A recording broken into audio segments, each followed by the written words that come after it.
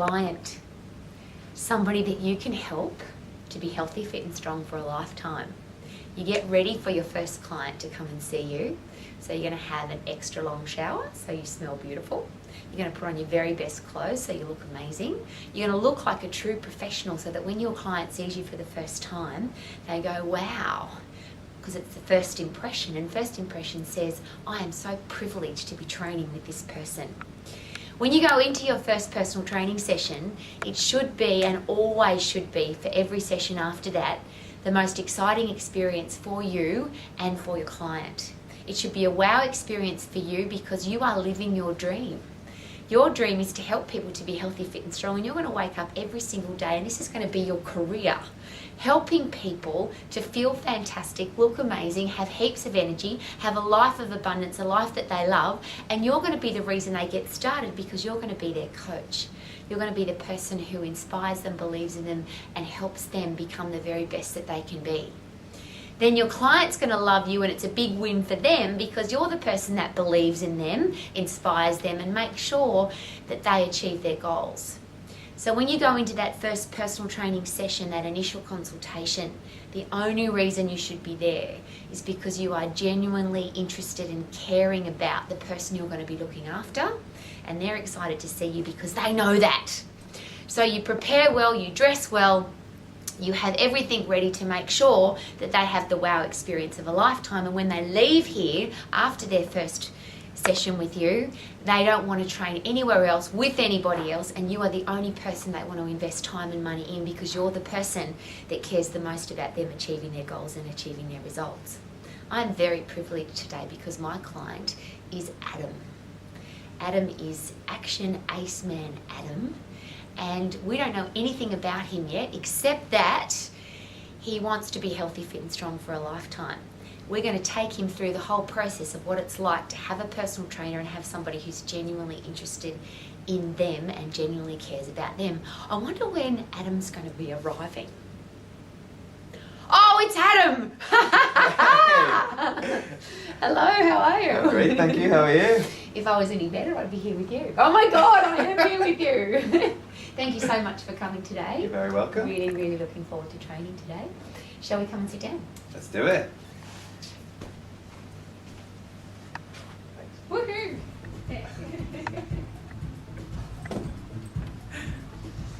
I'm excited to be training Adam. Woohoo! Okay, you shared with me that your favourite beverage of choice for training is water. Yeah. In this fine bottle, which is your bottle, is not just water. It's fresh water out of the sky. Out of the sky, into the tank, into the bottle, into your mouth. Best variety. So that's yours. Tell me about you. I'm very interested in health and fitness. Mm-hmm. Okay, that's my ultimate passion, just to keep, to be the best version of me. Mm-hmm. Believable. You've said that to me a couple of times now, though. What does that actually mean? That means I'm a fully able person. Okay, one of my best friends has a disability, so even if he wanted to do the amazing things, he couldn't because of his disability. Now, the reason I've got so much respect for him is because he's one of the strongest people up here that I've ever known. His name is? Joe. His name's Joe Carr. And yeah, he like I say, when we were in school, he didn't let that affect him at all. He just got stuck in, got involved with all the boys. So he was a school friend? Yeah, school friend. And yeah. you're 29? Yeah. And you're still friends with him? Yeah. Oh, wow. Pretty cool. Yeah. But so that's why I really want to be the best version of me, because I haven't got a disability. I'm very, very lucky. And people take their health and fitness for granted. Whereas I take it seriously because I'm so lucky to be in this situation. And that's why I absolutely love it, and that's why I want to be the best version of myself. So he's been a motivation for you for a very long time. Yeah. Is there anything else that's been a motivation for you? Any other people, any other thing? Yeah, absolutely. Because to share with me, this is your passion. It's obviously really important to you. Yeah. I had good role models as parents. They were always ate healthily, led by example. Another reason, just going back to in 2010, at Christmas time, I raised money for a little boy with cerebral palsy. Now he couldn't run on a treadmill, and he couldn't do anything apart from run around in his little wheelchair. So I wanted to raise money and help him. I ran on a treadmill for 24 hours. Wow. Yeah. Congratulations. Thank you. And to raise money for this little And boy. how much money did you raise? £11,000. Wow. Yeah. Real money. Real money. The greatest achievement of my life to date. Wow. Yeah, and not the hardest thing I've done, but the greatest achievement, just because to help this young boy. We actually raised the money to send him over to America in order to have an operation, so just make his life easier. And how did it go? It turned out after we raised the money for him that he hadn't qualified to go and get the operation. So instead, they spent the money on improving the house so he could maneuver around it more. You know, his bedroom had a little ramp in it now, things like that.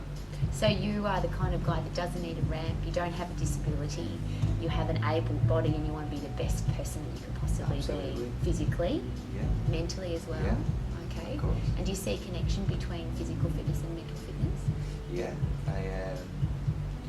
Physical fitness is obviously looking after your body, keeping in shape. But mental fitness for me is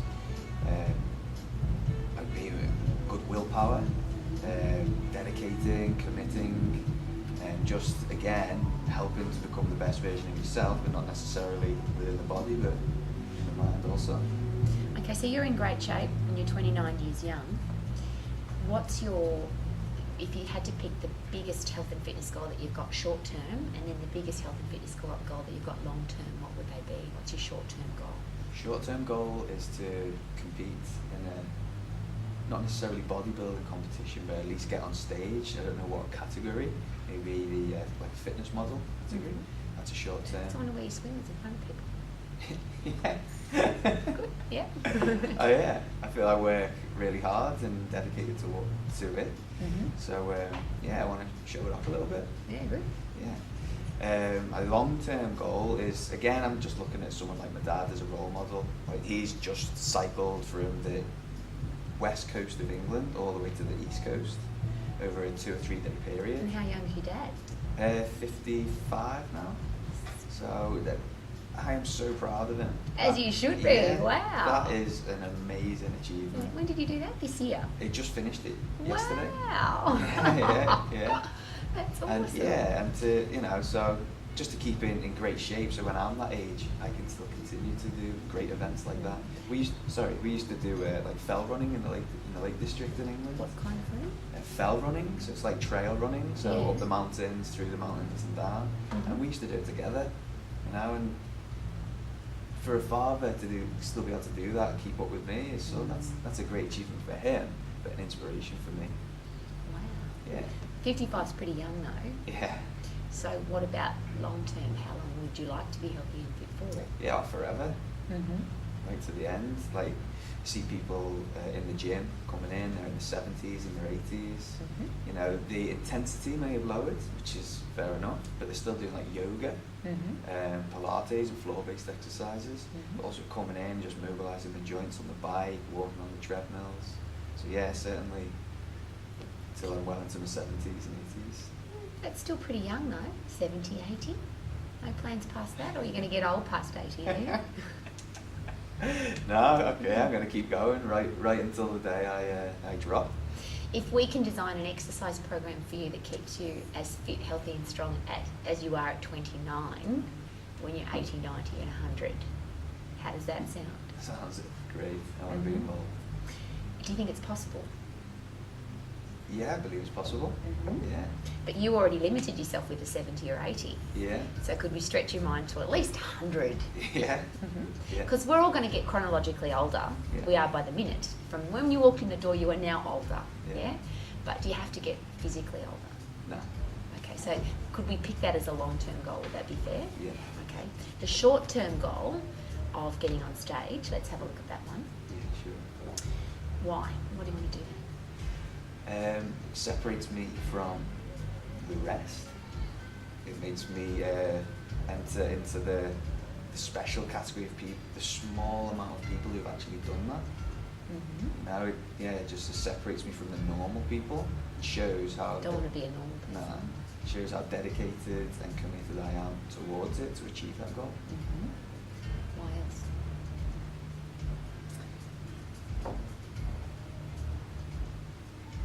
It's always been, well, recently it's become an ambition of mine. How and a long goal of have mine. you wanted to be able to do that? Let's say the past year. Okay, so not that long. Not for that long. Okay. My previous goals were more endurance based. So running, completed 3 marathons. So I achieved those. So yeah. And quite significant marathons, I hear. Yeah, New York Marathon, 3 occasions, which is great. Wow, Amazing. what time did you? The first time I did it was 4 hours and 1 minute. Yep. So I said the second time I'm going to beat that. Yeah. I wanted to actually beat the 4 hour mark. And came in at 3:59. Oh, fantastic. So you get what goals you set, Exactly, see? exactly. The third time was a little bit slow, but I was running with somebody, so helping to push them along. That was 4 hours and 15 minutes, but still, nonetheless, amazing achievement. And if we were to pick you as a marathon runner from the way you were built, would one suggest that you look like a marathon runner? No. So if you set your mind to something, you obviously achieve it. Exactly. Okay. So then let's go back to the why within the last 12 months of why you want to get on stage in your swimmers and show off your body. Yeah, like I said, I just want to prove to myself that I can do it, that I set a goal and I'm going to attain that. And also, like I'm just repeating myself, but I just love the fact that I'm not just normal, not in the normal category. I want to project myself to the lesser amount of people, if that makes sense. Why do you think I'm asking you why?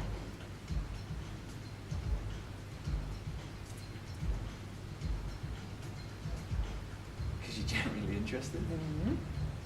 You're going to help me get there. The more whys that you've got, the more reasons you've got to achieve a goal, the more likely you are to achieve them. So if I were to ask you yesterday and then ask you again tomorrow, why do you want to do this? Why is this so important to you? Same reason again, or multiple more reasons. But the more reasons that you've got to achieve something, the more likely you are to achieve them. The more I say it, the more I know it, that I'm going to do it. And if we're going to do this together, then I have to know why you want to do it. Because it has to be my why as well. Rowie, why are you helping Adam? Because he doesn't want to be average and normal like everybody else. And as many other reasons why as you could possibly give me. Because it's not the what's not really that important. It's why you want to do the what that's really important. And that's what we're going to focus on when we're training. It's going to be why we're doing this. It's not, oh, let's show off for training. It's why we're training. That's the most important thing. Okay, so where's it going to be? Originally, I was targeting May of next year. Where? In a place called Southport in England. Now, a few things have changed. So I'm going to be looking for events around Christmas time here in New Zealand. Let's do that then, shall we? Yeah. And you haven't picked a date yet? No, I haven't actually researched the events for that time, though I think I'll be ready to go. So that's homework we've both got, Yeah. is where exactly the venue, because we want to go to the venue. I want you to see yourself in the venue, so we're going to go there, put you on stage if we can, so that you can physically, you've got to see it in your mind. I'm here, this is what the blue wall looks like, this is what this audience will look like, this is what the stage feels like. Why would that be important to you? So it's familiar when I'm on there, so I know how it feels, the surroundings, how it feels, what I can expect, plus a lot of more faces, but what I can expect to see when I'm up there, and to visualise myself actually being there. Bingo, that's the big important one. If I ask you to think about a red Ferrari, got that in your mind?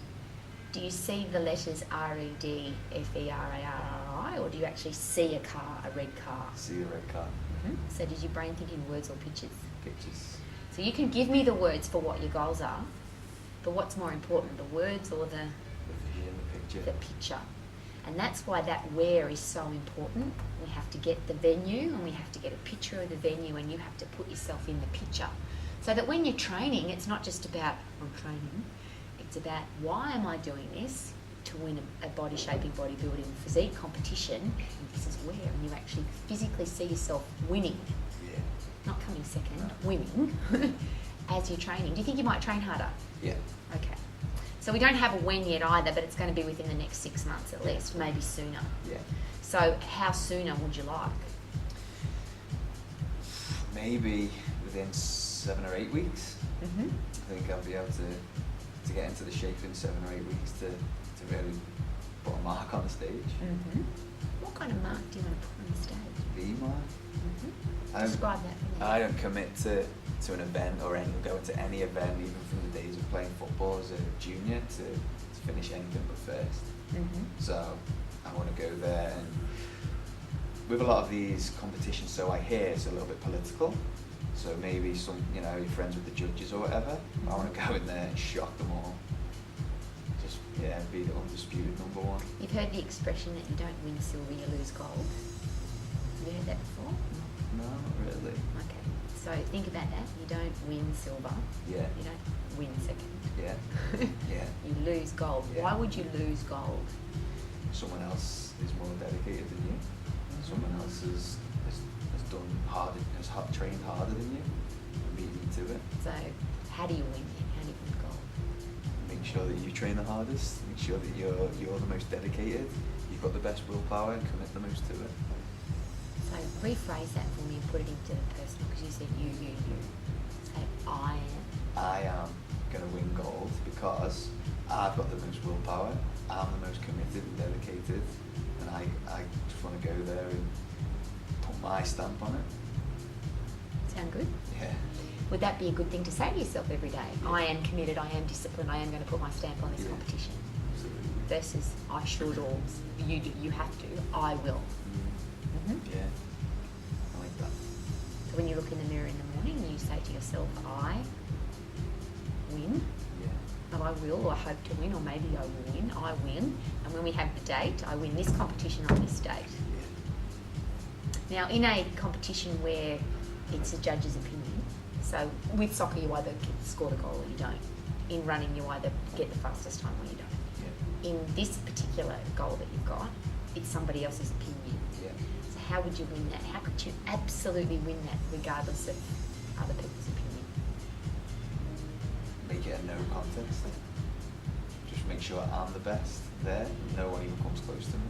So how's this for a word? So obviously the best. Yeah. Yeah? Yeah. Make sure I'm obviously the best. So there's no, maybe, when they get, in bodybuilding, they get two guys up together and they have to pose down, because you can tell the judges can't choose between the two, so they have to try and pick. Yeah. But with you, what are they going to do? Not going to have to make that decision. Because it's going to be so... obvious. Aha! Does that sound good? Yeah. Okay, so we haven't got a date yet, and we haven't got a time, and we haven't got a venue, but that's homework before we see each other again. That's really important. I'll do it, you do it, and we'll come up with the best one for you. Then we're going to the venue to have a look and put you there. Cool. Okay? Yeah. Go organise some swimmers, because we'll put you on stage and the swimmers there as well. What do you call them in England? Speedos. Speedos. What colour do you think they'll be? Blue. Okay, so we're going to wear blue Speedos. Get yourself the coolest, hottest pair of Speedos you can find. Okay. Because you want to start, in your own mind now, as from today, you are the winner. So it's not I hope to win, maybe I'll win, I'm going to, it's I am the winner. Yeah. Just put your Speedos on, look in the mirror and say, hey winner, how you doing? Sound good? Yeah. Mm-hmm. And then we'll have pictures. Yeah. And because we're in this together. Okay, good, yeah. Sound good? Yeah. Okay. So I want you to picture for me the ultimate outcome of this competition. Describe it for me. Okay. The ultimate outcome would be being named first place, claiming the prize. From that, being asked to maybe do fitness cover magazines, cover models, maybe a sponsorship from a nutritional source or something like that. Yeah, just to be recognised as the best. So not only do they say to you you're the best, but they say out of all the competitions ever run in New Zealand, Adam's by far the best competitor we've ever had. Does that sound good? That sounds good. Okay. Give me 3 words to describe how that would feel. Amazing. Mm-hmm. Out of this world. There's more than 3.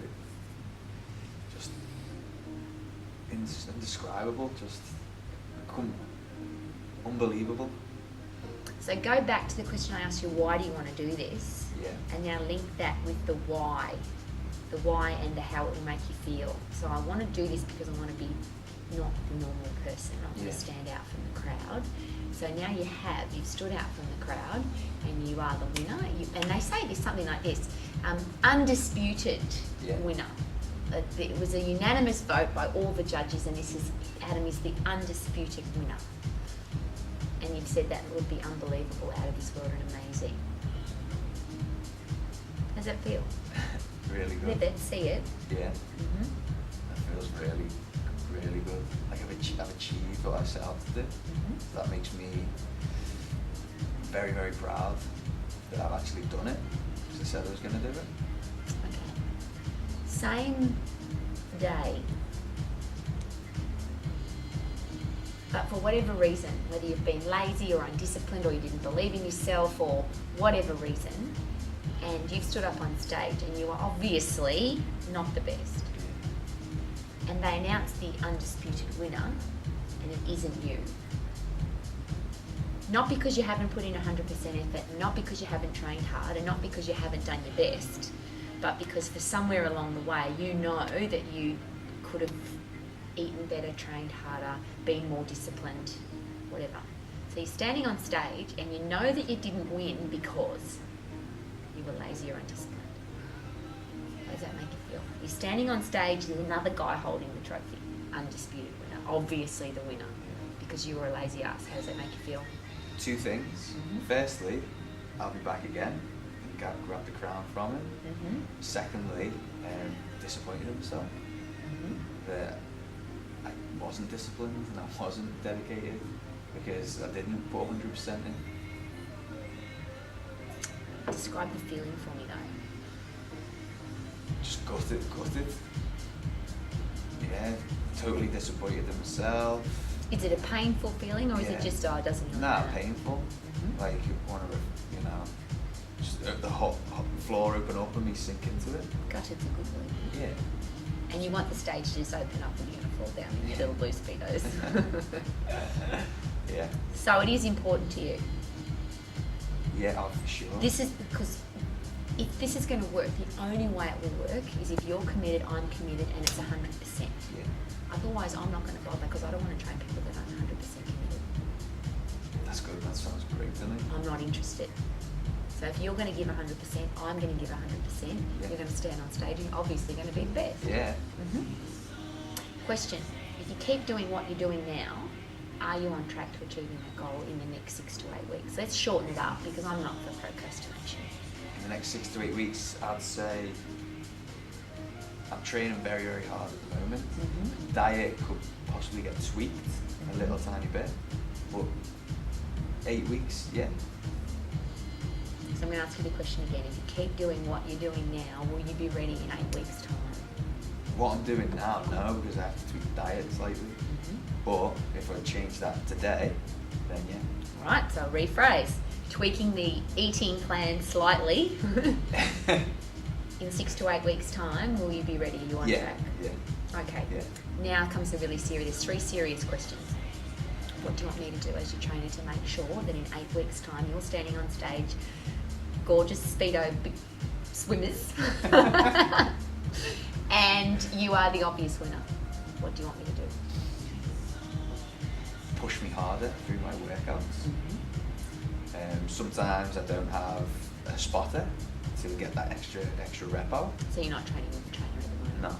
So yeah, definitely that as well. Mm-hmm. And I'm completely motivated anyway. Mm-hmm.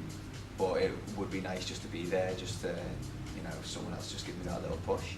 What do you think gives you that extra edge? Is it and you've just said to me, I want to do that extra because I don't have a spotter. Yeah. In your headspace, if you do 1 or 2 extra repetitions, is that all you need? Is that the extra bit that you need? Yeah. Mm-hmm. Yeah.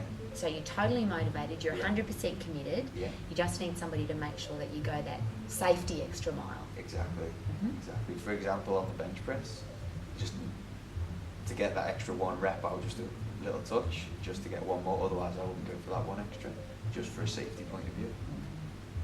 Which is why everybody needs a trainer. Yeah. Does that make sense? Yeah. Because you are committed 100% and you train hard already. If you Yeah. had to rate your workouts on a 0 is lazy and 10 is full on, Yeah. I train at 100%, Yeah. where would you rate 10. yourself? So you personally can train by yourself at a 10, Yeah. yeah?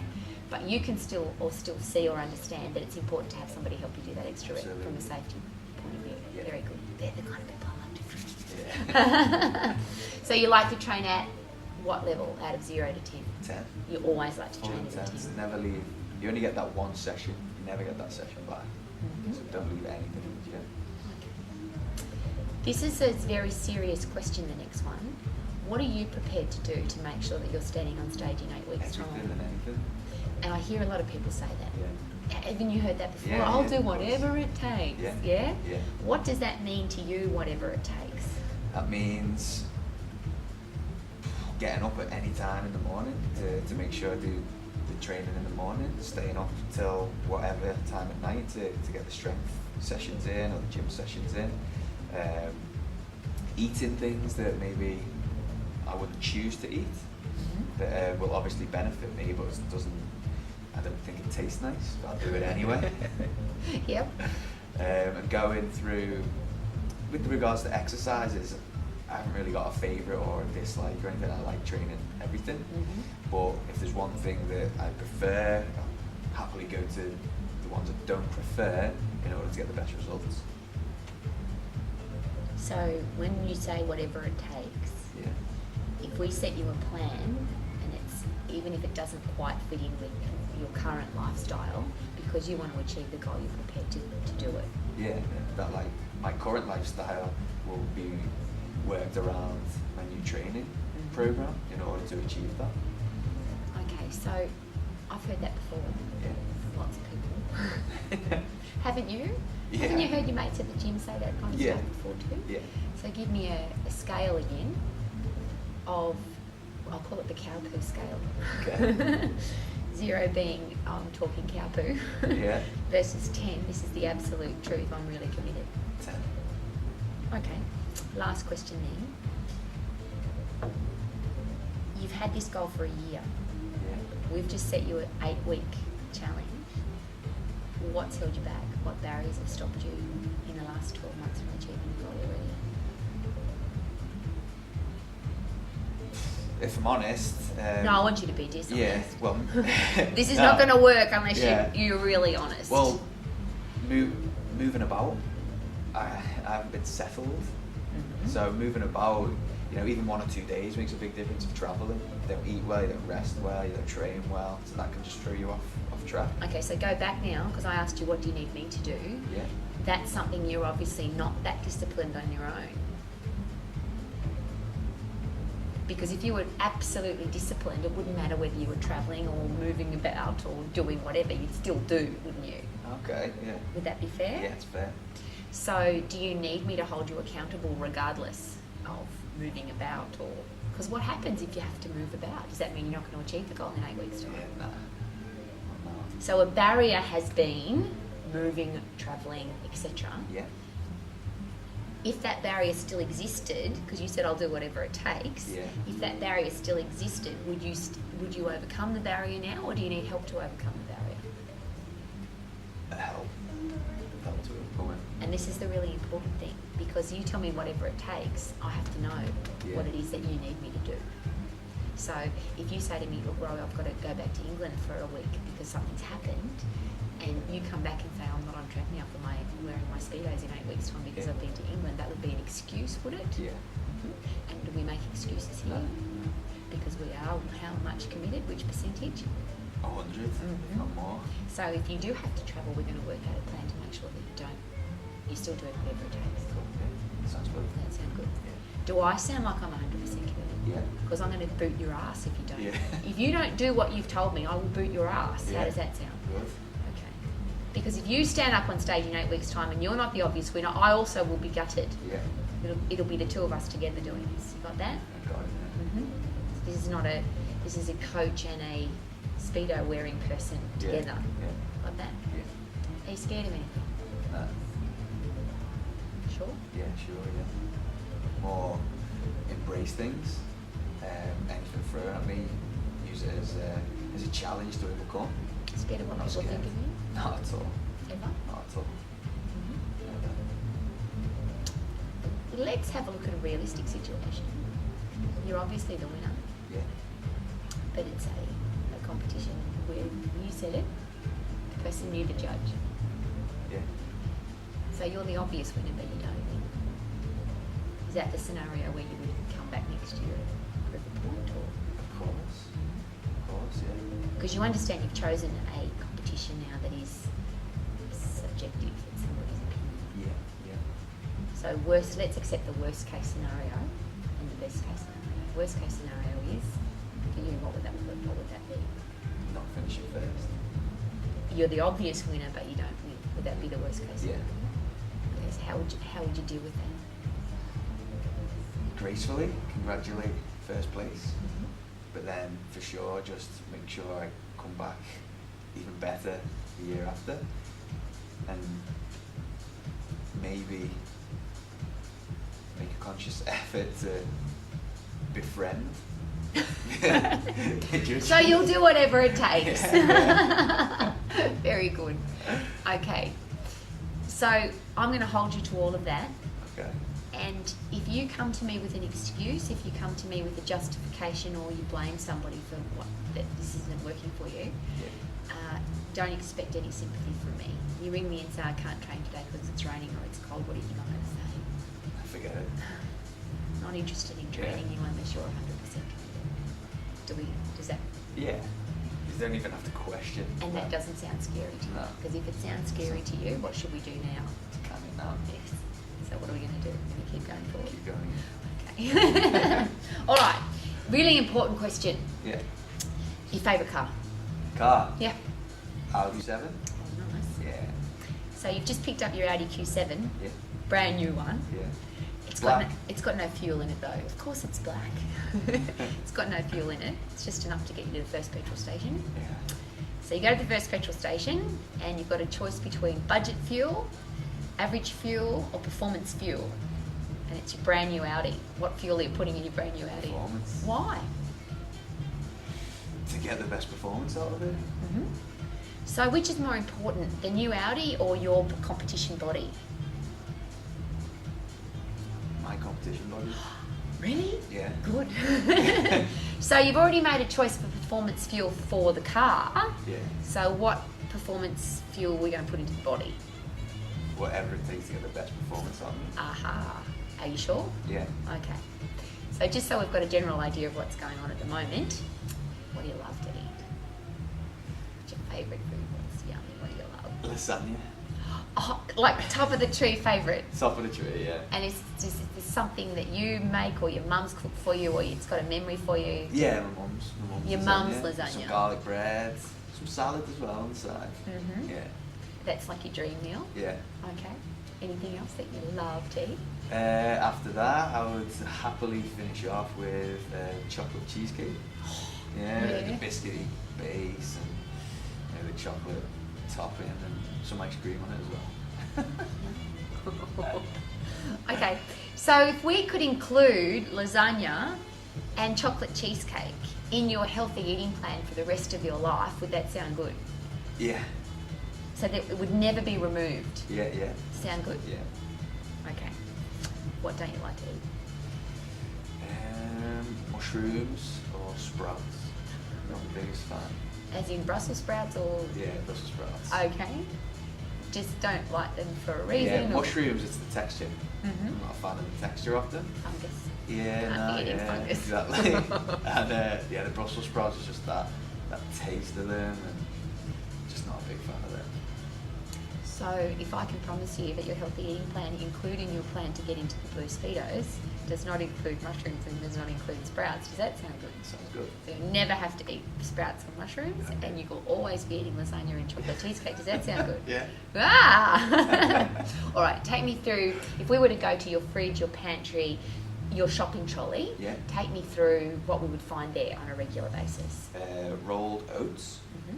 peanut butter, Mm-hmm. eggs, chicken, fish, lean beef, broccoli, vegetables, spinach, tomatoes, brown rice, sweet potatoes. Oh, yum, I'm hungry. Yeah. Extra virgin olive oil, avocado. Mm-hmm. That's just some of them. So that's a normal pantry, normal cupboard for you. Yeah. Go through the food groups for me. So we'll have a look at the carbohydrate group, which is bread, pasta, Yeah. potatoes, that kind of thing. Is just a general overview of how you feel about those foods, how much you eat, how often you eat them. Yeah, I like carbohydrates. I believe you have to have them. Mm-hmm. I really enjoy rolled oats. Mm-hmm. I also have brown rice. Yeah, you said that like how often would you eat How them? Is that a often? daily thing or is it Yeah. a weekly thing? Or Well, usually I eat 6 meals a day. And take me through that. What's a normal eating day for you? yeah, sure. In the morning, your oats with some peanut butter, with 4 or 5 hard-boiled eggs as well. I get rid of some of the yolks. You put the eggs in with the peanut butter, No. in with the oats. No. I have the oats and peanut butter together, Okay. and then I'll peel the eggs after that's gone. Yeah. And eat the eggs. After it's gone. Yeah. Okay. Yeah. 3 hours later, I'll tend to have some chicken with spinach and some potato or rice. You shared with me the other night that there's a pre-prepared thing. You prepare your meals like 2 or 3 days in advance. Yeah. Okay, so chicken and vegetables a few Yeah. hours later. Yeah. And then a few hours later after that, I'll get back on the oats with some nuts and maybe some fruit as well, apple or banana. A few hours later, it'll be the chicken and or the beef or fish with the potatoes, rice and spinach again. Mm-hmm. And then later on, maybe I won't have the oats late at night, Mhm. but I'll have some eggs again Yeah. and some vegetables with them. And that's just a normal day. Normal day, yeah. Congratulations, legend. Thank you. How do you feel about eating like that? Amazing. Mhm. Yeah, keeps me energized, keeps me switched on. Mm-hmm. Keeps me well disciplined as well. You always eat like that. Not always, but for a long time now. Mm-hmm. And you cook for yourself, you said? Yeah, Mm-hmm. yeah. Just meal prep, so do a load at once, get them in the Tupperwares and put them in the fridge, Mhm. and just dish out the portions the morning before and take everything with me to wherever I'm going. Okay, so there's a full range of carbohydrate, there's a full range of protein, there's a full range of natural healthy fat, which is fantastic. Yeah. Do you have sometimes foods? Like, do you drink alcohol, do you eat chocolate cheesecake? I do, but very, very rarely. Mhm. Usually when I'm, dedicated to a goal or to training, I'll wipe that out. Because you want to? Not because I want to, just I don't crave. I'm not at the moment. I'm very, very happy with how I'm eating. You don't And feel I like you're crave missing it. out? I don't or? feel like I'm missing out at all. Okay. You don't And feel like you're dieting or? No.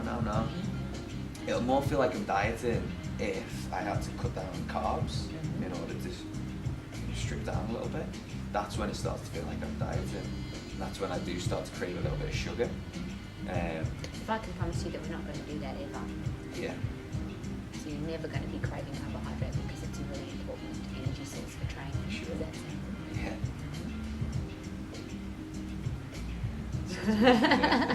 Excellent. Okay, why do you eat that way? To keep my body functioning as a machine. I like to inspire others as well. That's a big thing with me personally. I love inspiring people. And So people say, Adam, you look fantastic. What do you do? yeah. And also when I've been loads of times I've got my Tupperware out, it's got the chicken and the rice and spinach in it or whatever. And I eat it away, and other people are like, why don't you have this? Why don't you have that? I love saying because I'm different. Because you're eating that, look at you. Okay. That just makes me feel proud. Mm-hmm. So it's a personal pride thing. Yeah. Plus you want other people to inspire other people to look the way you do because you eat the way you do. Yeah. Okay. Have you ever done this with your weight, with your eating? And I'm talking about, because you're about to go into 8-week competition mode. Lots of people who do that will do that for 8 weeks, and then they blow out at the end of 8 weeks. And within a couple of days they've eaten 5 pizzas and 75 hot dogs and look disgusting and feel disgusting. Yeah. How does that sit with you? Is this a long-term eating plan for you? Is it a short-term? Have you yo-yo dieted? Have you gained and lost weight over your life? Yeah, I've yo-yoed, but not to the extent where my weight has dramatically increased or decreased. I've dieted down for a photo shoot before, and then after that I've enjoyed or indulged in some bad food, some pizza and some ice cream and all the rest of it. But Okay, so stop there, that's really important. yeah, I asked you about sometimes food, yeah. and you just called it bad Yeah. food. So what's a bad food for you? For me, high sugar, as in the ice cream, or high in fat, saturated fats, trans fats, as in the pizza. They're bad foods for me. You feel guilty when you eat them? Yeah. Why? Well, if I was to eat them on a regular basis, yeah. But when I've worked so hard to get into a physical shape, and then I enjoy them. Having said that, if I do overindulge in them, I feel horrible. I feel bloated. I feel lethargic, and I just don't generally feel good. Okay. This is a psychological question and a really important one. Do you ever feel like you're being deprived, or you're not? There's a guilt factor attached to food. No, not really, because when I enjoy the sometimes foods, I feel like I've earned them and deserved them. So I'm never guilty for eating them. It's my choice.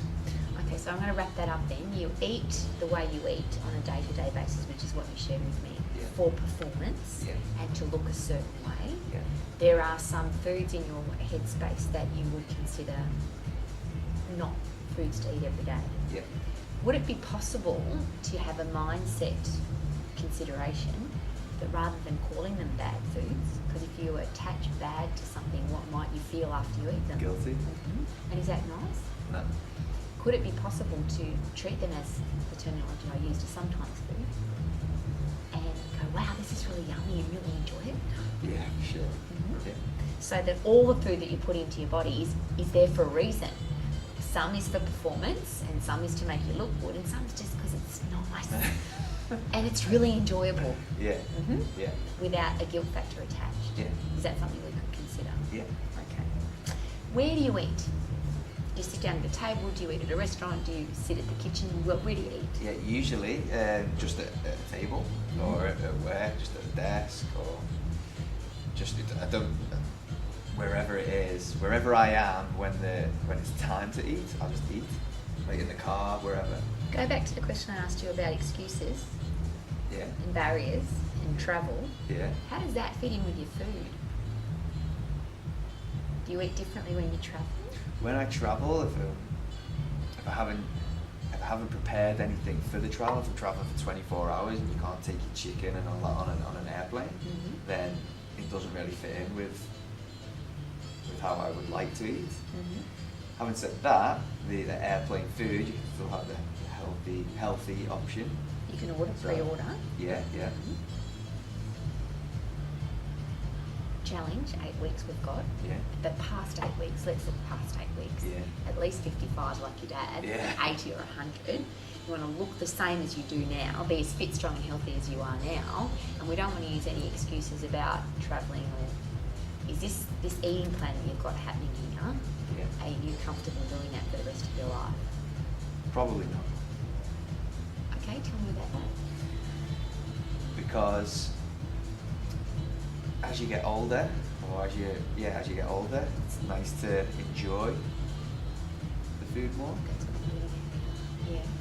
So you've got a mindset of I'm going to look this certain way for a certain age period, and then I'm going to. What was that? So I'm going to look this certain way. I'm 29 now. Yeah, yeah. And I'm going to look amazing in 8 weeks' time in my Yeah. blue speedos. Yeah. And that's a goal achieved. And I've run 3 marathons. That's a goal achieved. But as I get older, I'm going to, you said enjoy. Enjoy eating food more. Mm-hmm. Is that a goal? I suppose it is. Yeah. If we can design an eating plan and an exercise plan that you stay looking the way you are now for the rest of your life, and you enjoy eating all kinds of different food, how does that sound? Sounds good. Mm-hmm. Do you think it's possible? From my previous experience and knowledge, no, Mm-hmm. I don't think it is. And what if I could show you that it is possible? I'd Would that definitely be like to see exciting? it, yeah. Mhm. Because it's impressive at 29 to look like you do. Yeah. Yeah. What about when you're 59 Yeah. and you look the same? What will people be saying then? Look at that 29-year-old. Exactly. What about when you're 89? Now, what we can't control is what happens with your skin. That's going to get a little look like it needs ironing. Yeah. But everything else can stay the same. Look at my face. Do I look excited? Yeah. The only reason it doesn't happen, what do you think that is? Why do you think men get old and lose muscle tissue and look old? Because they don't train. Mm-hmm. They don't eat well. Mm-hmm. They just do whatever they want. But interestingly, you said you've got this bit of a mindset that I'm going to eat this certain way and then I'm going to enjoy. Yeah. What if we carried that all the way through and you could just enjoy and look the same way? Yeah. That's cool. Very good. Okay, so you eat 6 times a day Yep. and no more than a couple of hours in between. No. And is that a normal thing? Yeah. Okay, and if you travel, would you still be prepared to do that? Yeah. And we could organise it. You just Yeah. have to be perhaps a little bit more organised. Yeah. Okay. And I'll ask a different question. When you travel, do you still brush your teeth? Yeah. Why? Because otherwise my mouth doesn't feel nice, and it's Mhm. important to keep the teeth well looked after. So if you don't eat well, how do you feel? Not good. And if you don't train hard, how do you feel? Not good. So is it just as important to eat well and train hard as it is to brush your teeth? Yeah. But when you're on holidays and you're travelling, do you still brush your teeth? Yeah. Something to keep in mind? Yeah. Uh-huh. Okay. So the regular eating is a normal thing for you. Yeah. How do you feel, like physically, emotionally feel when you eat? It's just part of my regime, part of my day. I don't feel anything really with it. I never get to the stage where I'm starving, so I think, I need to satisfy this hunger. Mm-hmm. I just eat for performance and to keep my body energized. So when you do eat, so Yeah. you put some food in and you feel energised, Yeah. do you? Yeah. Yeah. Mm-hmm. And is that a conscious thing? Do you think to yourself, I've just eaten some food now, I feel good? Possibly, but I know my body does require constant energy being put into it. So yeah, maybe a mindset would definitely helps as well with your body. But for you, it might not be. It's just a normal. It's a little bit like brushing your teeth. for you, Yeah, isn't yeah, it? absolutely, yeah. So you don't have to think about it. You just eat because it's time to eat and because it makes you feel nothing. You just do it because it's part of brushing Yeah, your teeth. it's, yeah. Okay. Feeding time. Congratulations. That's good. How do you feel if you don't eat? If you've missed a couple of meals by whatever, like now, where it might be a couple of hours. What happens? Yeah. What I feel when I feel like that starving sensation coming on, Mhm. I feel like, my body's now going to start storing fat because it's not got the energy source there to use for energy, so it's going to store the fat as potential energy. I feel... That's a conscious thought you have, is it? Yeah, that's a conscious thought I have, yeah. I feel like I couldn't train on an empty stomach, but again, maybe just a conscious thought. Yeah, generally don't feel good if I'm not eating regularly. And how do you feel emotionally? Do you get grumpy, tired? Do you feel... I'll get grumpy, only because I'm missing meals, not because it affects me in a bad way. I get grumpy at the fact that I've missed my feeding So time. if you hadn't had feeding time, Yeah. could we go, look at Adam, he's obviously hasn't been fed, he's grumpy. No. But No. that's it, that goes on inside your head. Yeah. Okay, thank you for sharing that, that's really important. So here's the big question again, if you keep eating the way you're eating now, 8 weeks' time, Yeah. will you, because you said tweaking, you said you need to Yeah. tweak. What do you need to tweak, do you think? Again, I would happily seek out some professional advice, because I haven't done this competition before, so I would talk to someone who's been there and done it and won. and find out what they did with the 4 or 5 weeks leading up to the competition. I believe that you would need to cut down the carbs, because I'm eating quite a lot of carbs at the moment, so cut some of those down, and then maybe the timing of meals, yes or no before bed, and how early after you wake up and stuff like that. And now is an interesting personal add-on question. You said you would ask somebody that's done this before, who's won a competition. Do you want to be as good as the person who's won a competition, or do you want to be better? Better. So if you do what they've done, what would you get? Their results. Whose results do you want? So if we based your eating plan and your exercise plan not on what somebody else has done, which is probably based on what somebody else has done, which is probably based on what somebody else has done. Yeah. What if we based it on the exact anatomy and physiology of your body and how your body works, on how your body uses and stores and expends the 4 major substrates, which is your carbohydrate, protein, fat, and alcohol? You didn't answer that question either. Do you drink it? No. You don't drink at all? Okay, very, very rarely. About 8 weeks ago, I had a few beers in Bali. Nothing over excessive, just enjoyed a few beers, watching the mopeds fly past, and just on the beach. And But you're not thinking to yourself every day, I'd like to have an alcoholic drink? No. I can go months without it. So if you understand how all of that works effectively, not based on somebody's opinion, but actually based on physiology and functional physiology, on how food goes into your body, gets stored and expended. And same with your exercise program, it's based on anatomy and physiology, so how the body actually works, not on somebody's opinion on what possibly worked for them.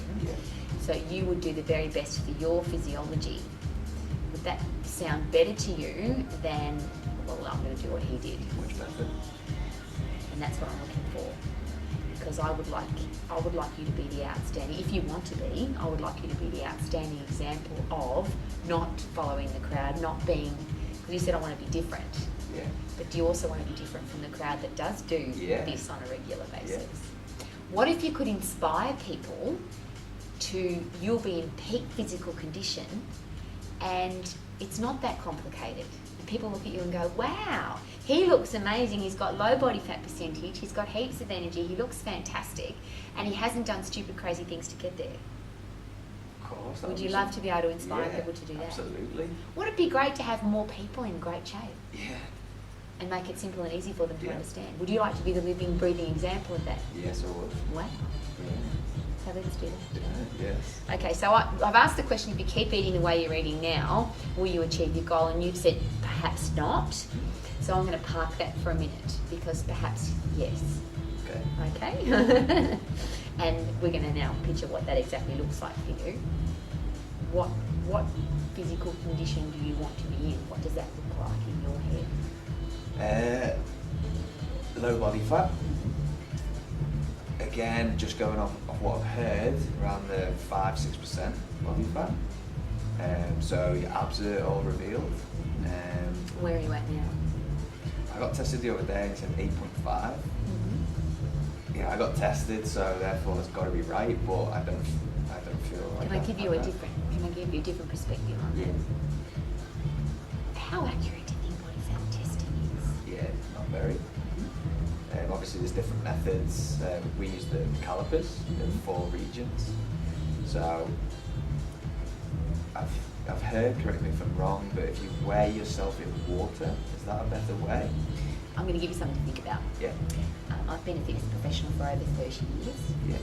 And I would say that I'm having body fat tested literally thousands of people. If somebody was good at doing body fat testing, it's probably me, because I've done it so many times, and I think it's ridiculous. And that's just my personal opinion, because what do you think really is the best way to tell how much body fat you've got? Look at yourself. So if somebody says you've got 8% body fat and you can't see your abs, what's the story? You haven't. And it's such an interesting thing because it depends on how much fluid you've got. It depends on exactly where you pinch it. There's so many variables for that test. Whereas ultimately, it's how you look in the mirror. Yeah. It's how you look in the mirror without any clothes on, with the brightest, darkest light on you. Now you know how much body fat you've got, yes or no? Yes. Yeah? Yeah. And when will we allow you to get on stage? In 8 weeks' time? When you are... Ready? And that will mean you are looking... Lean? Aha! And will you need a number to tell you that? No. No. Will you need a weight to tell you that? No. You'll know. Yeah. Would that be fair? Yeah. Does that make it simple? Yeah. Yes. So if we'll go on a scale again. 0 is that you are completely not ready.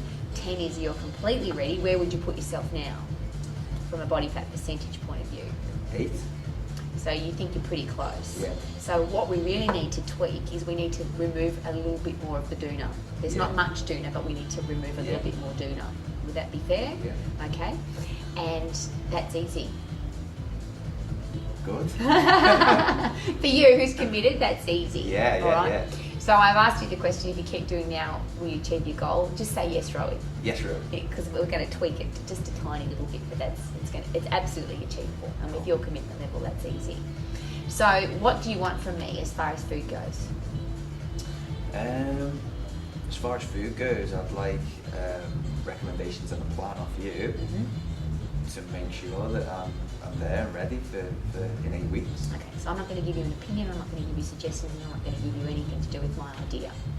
We're going to work out exactly what you like to eat, which we've already talked about. Yeah. And we're just going to have a look literally, because if you want to get rid of body fat, it's energy. And fat is 9 calories per gram. Yeah. And that means we just need to reduce some calories. Okay. So we're going to burn some fat off and reduce some calories, and 8 weeks' time you're going to be ripped, shredded, buffed, and look amazing, and you lose speed. Cool. Sounds great. Again, what are you prepared to do from an eating point of Anything. view? You're already doing it. Yeah. So this is so easy. What? Yeah. This is going to be so easy.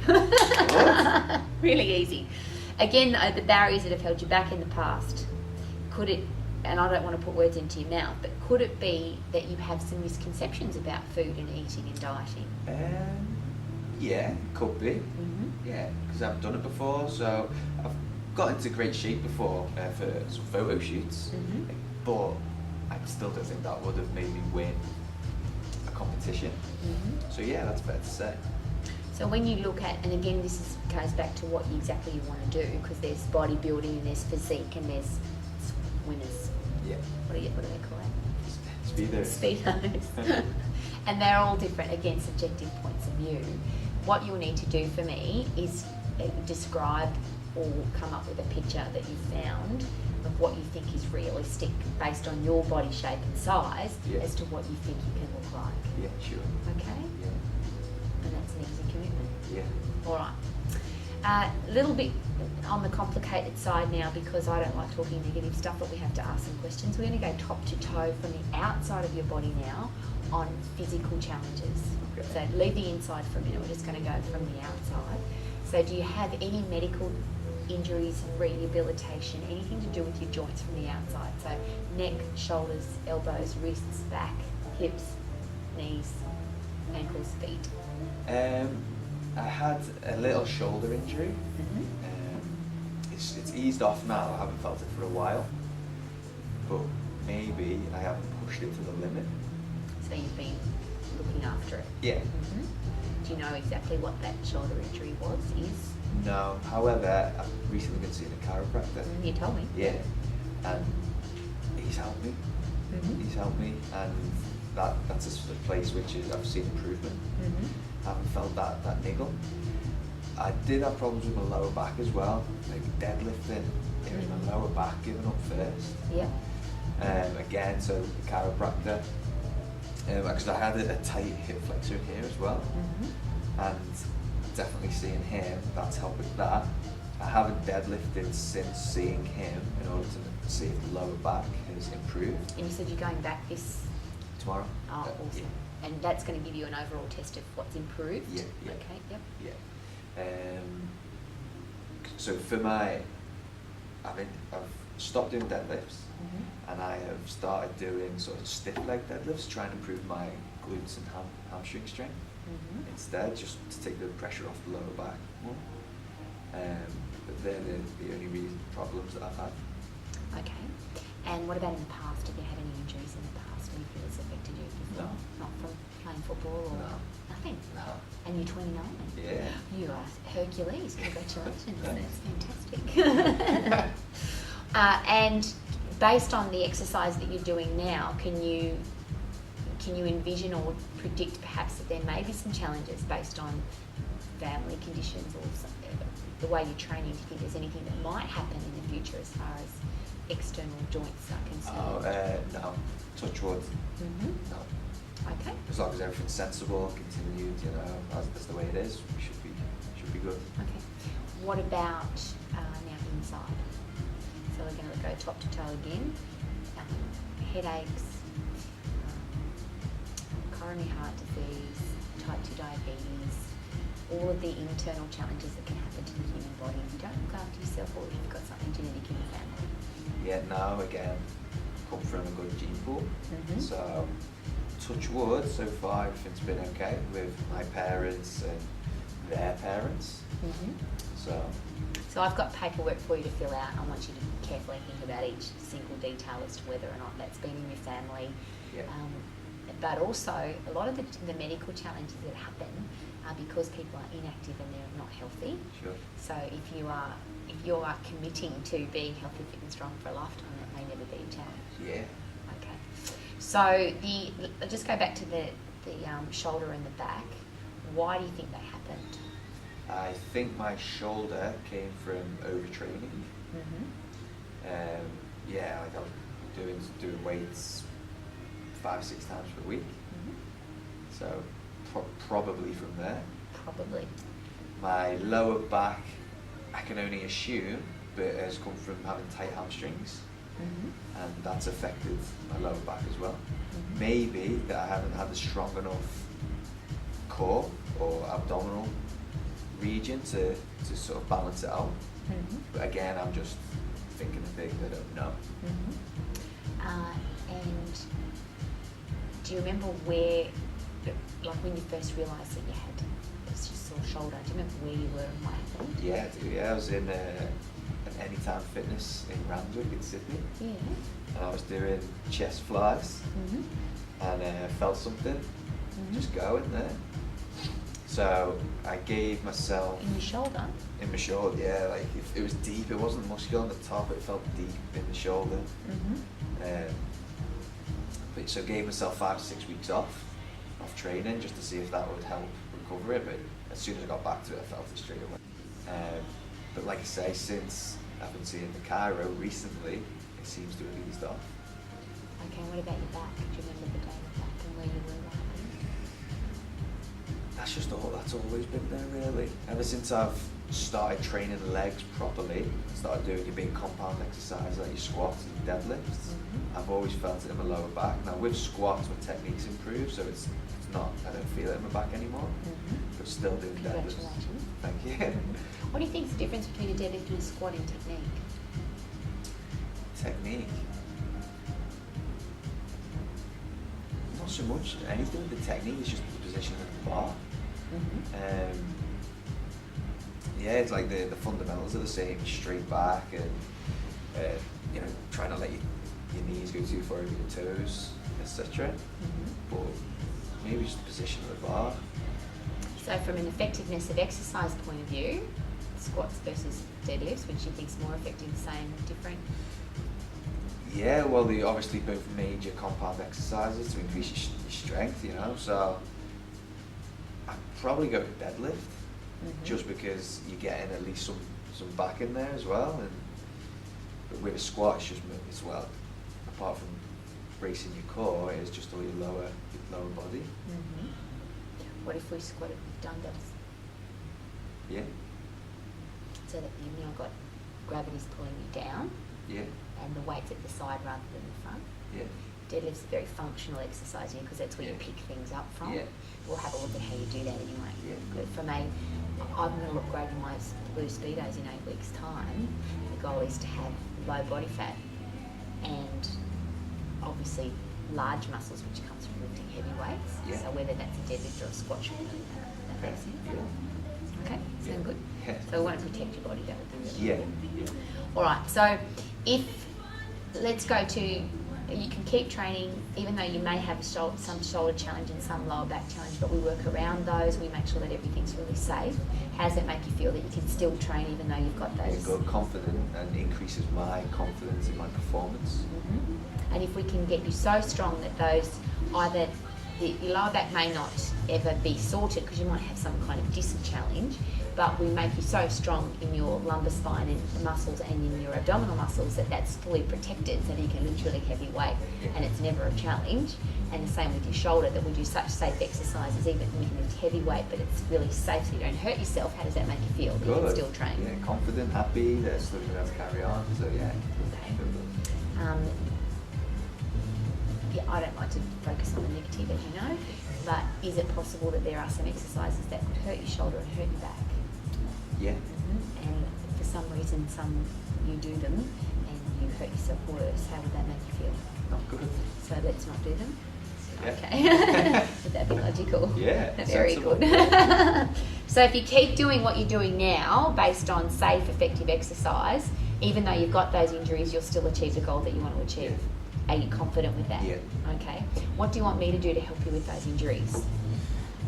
Show me the, not alternatives, but the safe way to incorporate them into our regime, and just make sure they don't get worse as well. Yep. That's a given. Good. We'll do that because the number one absolute rule for a fitness professional is never hurt your client. Yeah. Not only do I not want to hurt you, I want to make sure that the hurt that you've got goes away and stays away. And if we can't get rid of it, we make you so strong around that area that it doesn't matter anyway. Good. Sound good? Yeah. That's the important thing about training, regardless of what's going on. And you talked about your friend, Joe, with the, I call it a diffability. Yeah. A different ability. He doesn't have a disability, he just has a different ability. Yeah. And you could look at your shoulder or your back and say, I've got a challenge there. Or you could just say, look, we just have to do things a little differently to make sure that we can achieve the goal. Great point. Does that sound good? Sounds good, yeah. What are you prepared to do? Some people are scared to train with an injury. You said you might have held yourself back a little bit. What are you prepared to do even though you've got that small challenge? Anything now that I know it's going to be safe and we'll work around the injury, willing to push to the limits. Okay. The other challenge that we would have though, you as the person who's training really hard and me the person who wants you to train really hard, is that there might be a bit of an ego thing there, a bit of a, I'm going to work really hard, which I understand, but if there's any pain, any challenge, any whatsoever, what do you think you would need to do? Please. Because we have to work. I don't know what you're feeling. Yeah. I can look at your form, but I certainly won't know what you're feeling. So that's something that's really important. If you feel any tiny tinge, you have to let me know. That's good, yeah. Because we've got to protect both of those areas. Yeah. Okay. Yeah. So you're prepared to do that for me? Yeah. And that has been a barrier that's held you back in the past, but it's not going to happen again. No. Would you be scared of anything to do with those injuries? Have you ever thought? No, not really. Is there any exercise that you're scared of? I don't do the dumbbell flies anymore. Yeah, good. Yeah. Mm-hmm. Any exercise? I haven't deadlifted for a while because of that. Mm-hmm. Would you like to though? Yeah, I'd like to, yeah, sure. But no, not really scared of. Okay. Yeah, good. All right. So now I've got some really exciting questions. Good. One thing that's a really good test though before we go further about your actual health and fitness is your resting heart rate. Yeah. What do you think that tells anybody? You take anybody's resting heart rate. The lower the better. Mm-hmm. Obviously, pushing more blood around your body with less pumps from your heart, so it's under less pressure. Does that sound good? Sounds good. Sound good when you're 55? Yeah. Sound good when you're 70? Yeah. Mm-hmm. So resting heart rate as you get older, the lower the better? Yeah. Could that possibly be a goal? Yeah, for sure. Yeah. Would you like to have a low resting heart rate when you're 55? Yeah. Okay. The other great test is your blood pressure. Yeah. Which is the amount of pressure that's going through the blood as it pushes through your arteries. Yeah. What do you think would cause pressure? Fat in the arteries, so build up of, like I said, fat or cholesterol. Where does that come from?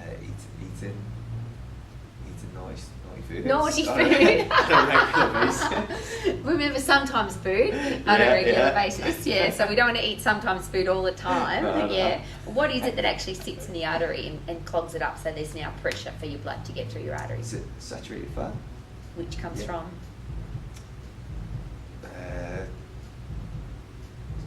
Things that contain saturated fat. Oil. Yeah. But Yeah. you talked to me about avocados, nuts, and Yeah, olive yeah, oil. Yeah. And they're what we call monosaturated fats, and they come out of the The ground. ground. Yeah. Yep. And Saturated fat comes from animals. yeah. Anything that's solid at room temperature, really. So we don't know what your blood pressure is because some people eat vegetarians and they have high blood pressure. Yeah. Because some people build up that pressure in their the saturated fat in their artery. The body produces it automatically for some people. Yeah. So it's not necessarily a test of being healthy, but we want to have low blood pressure. Yeah. And low meaning what do you think? In terms of numbers. Yeah. 120, is it, over 80? That's what they call the normal blood Yeah, pressure. yeah. Yeah. If you have a lower blood pressure than that, so let's say the lower one is lower than that, what do you think that might mean? That's not healthy either. I've got a friend who has low blood pressure, and she regularly, not regularly, but if she pushes herself too hard, she can feel a little bit faint. Why do you think that is? Not enough blood getting pushed around into your brain lacking a little bit of oxygen. Okay, almost. Got a little hose, got a big hose. Yeah. Think about that in the garden. Yeah. And I turn the tap on. Yeah. I've got a little hose and I put my finger over the top, I create pressure. I've got a big hose and water comes out. How much pressure? With the big hose, a lot. Mm-hmm. Really?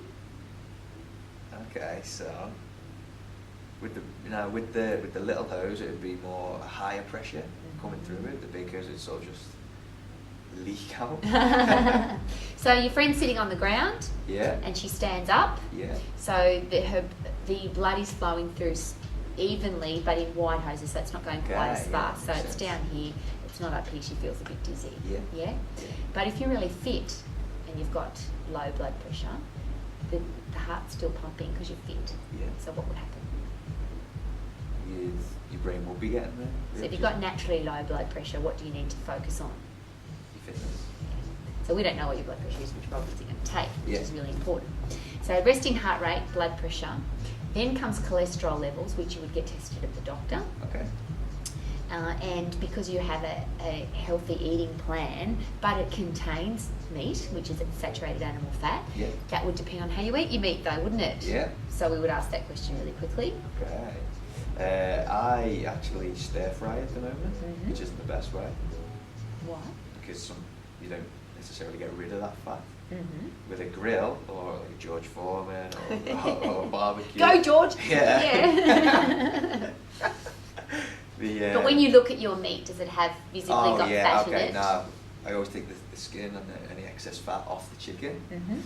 I know beef contains some fat anyway, but you do need a little bit in. So when I have beef, I tend to leave it in, but still get the lean stuff. Mm-hmm. Let's go to your dad now or your mum. Yeah. Do you know what their cholesterol levels are? I don't know. Let's find out. Yeah. Because that's also a genetic thing if your body's automatically producing cholesterol. But well worth going to the doctor every so often For sure. and saying, hey, I'd like a cholesterol test. Yeah. Around 3 to 4 is a really good number. Okay. What would be classed as high? 12. 12. Highest I've had was 19. Really? Mm-hmm. So What does that number represent? what do you think? Think about it. I know you've got HDL and LDL. Mm-hmm. L is the bad, is that right? And why do you think that is? How do you remember that? I just remember, I think I remember L just low. Low life. Yeah. Bad guys, low lives. Yeah. Yeah. But I wouldn't know what Do you think it's important? cholesterol? Yeah. But do you think the numbers are important? Yeah. Really? Yeah, because you need low cholesterol. Well, I don't need it, but it's good to have low cholesterol. You want to have low cholesterol of the HDLs. Yes. So yeah, just around about 3 or 4, go and get them tested. We'll see how we go. Okay. Okay. And ask your mum and dad how they're going as well. My dad, before his ride, went for a checkup. Yeah. And he got in touch with me saying, my ticker's okay, Yeah. You know, so he was happy about that. So I'm assuming with that they would have tested his cholesterol as well. So let's find it. But yeah. And just for fun, you go to. Yeah, no, for sure. Yeah. Yeah. So we've got cholesterol, we've got resting heart rate, we've got blood pressure. Then we've got, I think. Body fat. Mm-hmm. Yeah. So you've got lots of fat on the outside of your body, what's likely to be on the inside as well. And in men in particular, and this is not to do with you, it's just for long-term focus, is that men tend to carry fat around the middle, Yeah. and that's really dangerous. No woman's ever died from having a fat bum. Nah. This is nice, safe fat around Yeah. your ass. But when it's on your belly, that means it's internal, and now it's not a good thing. Yeah. So a waist measurement of more than 100 centimetres, which I'm sure will never happen to you, but just something to focus on, Yeah. is to keep that waist measurement always under 100 centimetres Okay. from a health point of view. Okay? Sounds good, yeah. Yeah? Yeah. Easy? Yeah. Yeah. All right, so we will take your blood pressure before you exercise. Yeah. What I want to do now is focus on some real fun things. Good. Tell me about your sporting background. Sporting, I was a really good soccer football player Mm-hmm. when I was younger. I was the best in the school. So Represented what age? up to 16. Mm-hmm. From there, I represented my county, which is England split up into different counties. Mine was Merseyside, which Mhm. is huge and contains hundreds, thousands of schools. Yeah. And you know, you represent your schools as so one of the best 11 players within that county. Wow. So, yeah, pretty good. Thank you. Yeah. Because you've always loved soccer? Always loved soccer. Yeah. It's like Because you're from Liverpool. yeah, exactly. It's what we're famous for. That and the Beatles. Yeah. And it's like a religion over there. It's what Mhm. we always played. Not only that though, I was always into athletics. Mm-hmm. Again, we used to have inter-school competitions where all the schools in the area would get together at a sporting venue, you know, with a proper racetrack and everything Yeah. around it. And my event was the 800 metres. I was pretty good at that. So my question there is, you've done 3 marathons, which is Yeah. a really amazing, and in 4-hour time, which is fantastic. Yeah. So how did you develop from 800 metres to 42.2? Yeah, well, the marathons came a long time after we finished school. Okay. So in school, with the soccer, it's all short, sharp, sprints. Mhm. 800 metres is a little bit longer than that, but still within the short distance category. So that's what my focus was on in school, the shorter distances with the sprinting and with the soccer and the 800 metre running. Mm-hmm. When I left school and I hadn't made it as a soccer player, a great achievement is to run a marathon. Yeah. So I was like, I'm going to up my distance. I'm going to run a marathon. That was the goal. Yeah, that was a goal, yeah. Along the way, I ran numerous half marathons, I ran fell runs in the Lake District through the mountains, 5Ks, 10Ks. So yeah, just up So the game. being active in sport's always been a part of your life? Always, yeah. Okay. What about for fun things like beach volleyball or scuba diving or skiing or any of those things? Yeah, I do enjoy the beach volleyball, Mhm. but in a social sort of game rather than I've never played competitive, but I have wanted to try the 2-on-2 Yeah. game. I like the idea of a mixed, so me and a female against another male and female, just battling it out. Never done scuba diving, never been skiing, Okay. so I can't really comment on that. Do you have any goals for Um, physical activity that you haven't done? I would, in the future, I would like to complete a half Ironman.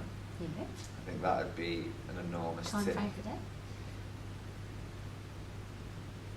Maybe a couple of years, only because at the moment I'm very dedicated to the training the body for bodybuilding purposes and aesthetics, Yeah. rather than endurance and accomplishing another endurance event. Mhm. Because something I do enjoy and I have achieved is trekking up mountains, and I've climbed Kilimanjaro. Wow. Amazing.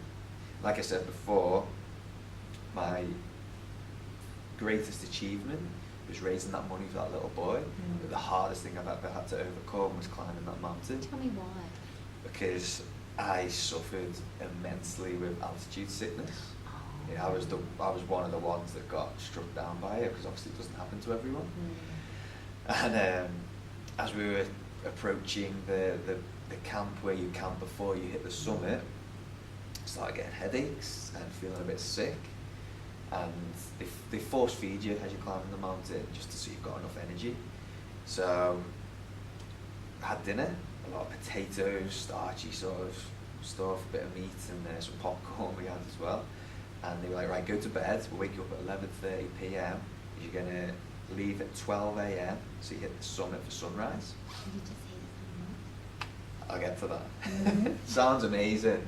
Woke up at 11:30, woke up, well, I didn't really sleep because I wasn't feeling that well, just spume and guts everywhere. Mm-hmm. And I was like, right, I'm still doing it, I don't care, I'm going. So you're mentally tough. Yeah. Climbing that mountain, like the guide was saying, I need to check you, shining lights in my eyes, checking my lips and everything, and I just had to get there. No, turning back just wasn't an option. Mm-hmm. So to get to the top was an amazing achievement, but I don't remember a lot of it, just because of the situation I was in. I physically can't remember climbing sections of it. Mm. It's just been an effect of the altitude sickness, just being sick. Okay, stop all that. Yeah. How do you feel when you say I've climbed Mount Kilimanjaro? Yeah, amazing. Mm-hmm. Amazing. Absolutely awesome, yeah. How else do you feel? Just incredible. Like, I've accomplished that, and the reason it makes me so proud is because I suffered from that, where weaker people would have turned back. So you've run 24 hours on a treadmill to raise 11,000 Yeah. pounds for a little boy with cerebral palsy. How does that Yeah. make you feel? Unbelievable. You've run 3 marathons, one of which you ran with somebody else to help them finish. How does Yeah. that make you feel? Great, amazing. Mm-hmm. Yeah. And you were one of the best soccer players, top 11 in your area. How does Yeah. that make you feel? Really, really good. Mm-hmm. So when you stand on stage and you swims, Yeah. you're going to feel amazing. Yeah. For sure. And if you don't win, you're going to be gutted. Yeah. Mm-hmm. As you would have if you'd stopped, even though you Yeah. threw up on Mount Kilimanjaro. If you Yeah. hadn't gone to the top, how would you have felt? Yeah, disappointed. Yeah. So you've done all this achievement in your life. The next step's easy. Yeah. Yeah. And you've got me to help you, so it's going to be even easier. Yeah. So, if we had to look at overall sporting achievement, Yeah. what would be your number one goal right now? Do you have one? Number one goal. Yeah, not the competition. Do you have Okay. anything sporting wise that you want to do? No, to be honest, not at the Okay. moment. Then I'm thinking now from a training point of view to keep it really interesting and keep it fun. Is there any particular sports that you like for warm up or to include in your training, so it's not just straight training, so it becomes a really interesting form of training because based on your past sporting experience, like should we go climb one of the volcanoes in Auckland or whatever? I would love to do that. Yeah. But I still enjoy kicking a soccer ball about. Yep. Yeah, just messing around with that more. Just for Still the good at enjoy- it? Yeah, well, lost a bit of the touch, but still enjoy it Yeah. a lot. What about beach volleyball? Yeah, I'd like to give that a go. Okay. Yeah. And what about if you look at the half Ironman? Yeah. There's swimming and biking. We know you can run. Can Yeah. you swim? That's the area I'd have to work on mostly, is the swim. Mm-hmm. My weakest point. Okay.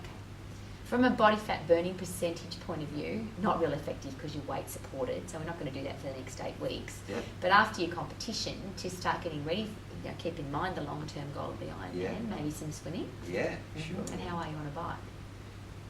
Good. I actually cycled from Madrid to Malaga in Spain, which is Of course you did. Yeah. Yeah, and how far is that? 380 miles. And how did you feel when you finished that? Exhausted. Did you enjoy it? Yeah. Okay. Of course, yeah. Have you heard about the round Lake Taupo ride in New Zealand? No. I think it's 180 kilometres, Okay. but around that beautiful lake. Yeah. That's, I think, in November. Cool. Something to think about. Yeah. Mm-hmm. Doing a half marathon in November as well. Where? Sorry, I missed that one. 3 hours north of here. There's a place. Is it in? Are you going to be doing it on the road, or is it one of those ones through the bush and on the beach? and all On the that road. stuff? Okay.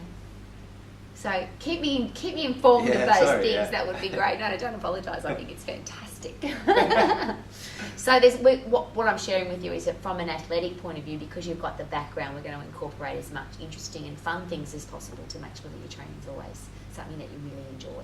Good. Just a quick question: do you like to know what's coming up, or do you like it to be a surprise?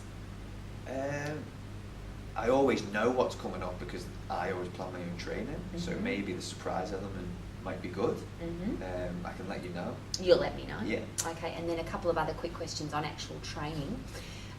Because you've been training for a long time, there's some fine tuning. You said you like to train at 100% all the time. Yeah. So there's a 0 to 10 scale there. Yeah. However, if I say you want to train at 10, you're going to tell me 10. Yeah. The challenge we've got with that is there's relative intensity and absolute intensity. Yeah. Absolute is absolutely as hard as you possibly can. Relative is how hard you can train on the day, based on how much sleep you've had, how well you've eaten, what kind of stress you're under, what's happening in your life at the moment. And they're the things that you'll have to let me know. Okay. So, because I'll push you to 100%, but I will also ask how much sleep have you had, have you been eating, have you been drinking, etc. So that's really important. Yeah, that's okay. good. What colour are your tinkles? Do you have clear wee? Yeah. Every day? Yeah. If you, Not first thing in the morning. if you don't have clear wee, what do you do? Drink water. Do you promise? Yeah. Okay. How often do you do number 2s? 2 today. And is Which that is a usually regular thing? Yeah. And everything slides out easily? Yeah. That's really important. Yeah. And if that stops happening, then let me know. Okay. From a male point of view, men that die of cancer, 1 in 3 men die of bowel or colon cancer. It's the biggest killer of men, and that's because they don't slide out easily. Okay. So that's really important. Yeah. And you should be asking your dad the same question. Okay. I will. Any male person in your life that you really care about, Yeah. that's a great question to ask. How often are you doing number 2s and are they sliding out easily? Okay? Yeah. Good. From a training perspective, from a counting point of view, muscles can't count. Do you understand that? Yep. They've got no understanding of what numbers are. They Yeah. just understand overload. Yeah. Yeah? But we're going to keep going until you can't do any more. Yeah. If you can do more than 15, then we're getting out of the strength range. Yeah. So then we're going to increase the weight, obviously. Yeah.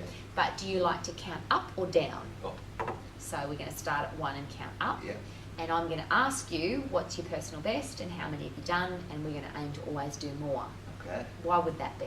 Overload. Mm-hmm. Make sure the muscles are adapting, and when they're rebuilding and growing bigger and stronger. When do they grow, by the way? At rest, Mhm. night, sleep, Which is what happened over here. never be trained. Mm-hmm. So you understand that? Yeah. Very good. So we're going to count up. Yeah. We're going to train at 10, but you're going to let me know relative intensity based on your lifestyle at the moment. Yeah. I call this the what annoys me list, but you're a bloke, so I could probably say this. It's called the what pisses me off list. Yeah. You've had a trainer before? No. Never had a personal trainer No. before. Have you had people train you before, spot you? Yeah. Yeah? What are some of the things that have pissed you off about people training you? Things that have annoyed you and you thought, When we engage in a conversation and I feel like I should be doing the next set, mm-hmm. and we're still talking, and yeah, that. To be honest, not a lot else. We usually, when we're focused, when we train, so don't let other things get in the way. Okay, so you've given me one thing, which Yeah. is don't talk when we're Yeah. training. Yeah, not when I should be doing the actual set. Okay, but here's a really important thing. If there is anything, so you think, oh, I didn't like the way she spotted me, or I didn't like the way that happened, or I didn't like that, Okay, now how would I know if you don't tell me? Yeah, now that you say that, the spotting is a thing that sometimes annoys me. Mm-hmm. When they help too much, and then yeah, you're struggling, but give you the lift. And they say, well done, you did Yeah, really well. yeah. That annoys me. Okay, so that's not going to happen from me, Yeah. but if you ever feel like I'm spotting, over spotting or under spotting, you have to let me know. Yeah. I've been doing this a long time, but I've never trained you before. Yeah. So it's really important that we have that communication going. Because I'm here with you, 8 weeks' time, blue Speedos on the stage, Okay. obviously the best, Yeah. But that is not going to happen if you don't have somebody to support you, motivate you, inspire you, which is going to be me. Not that you need it, by the way, Yeah. but it's just a little bit of a difference between being average and normal and being obviously the best. Yeah. And really that all you're after is someone to make sure you do those extra couple of repetitions, Yeah. which is the overload Yeah. that you can't safely do on your own. Yeah. Just as a quick side note, is it possible that that overload hasn't happened because of your shoulder and because of your back? Yeah. Okay, so that's really something we're going to focus on. That's a commitment that you have from me, that we're going to look after those two things for you. Sounds good. Okay? Yeah. And then this is my most important question. When you train with somebody, it costs money. Yeah. And if it was for free, you wouldn't value it. And I'm a very expensive personal trainer. Yeah. But when I give you your invoice and say this is how much it is for you to train with me, and you're going, oh my God, how much does it cost? Yeah. It's very expensive. And let's pick a number. And I won't pick the number. To train with me, it's going to be, I want a commitment now for 8 weeks, because we've got 8 weeks to get you into shape. Yeah. And I want a commitment from you for $100 for the next 8 weeks. Okay. So that's $800. Yeah. And then what happens after that's completely up to you. But we're going to put you on stage in the swimmers, and between now and then, you're going to invest $800 in me. Yeah. Okay? Yeah.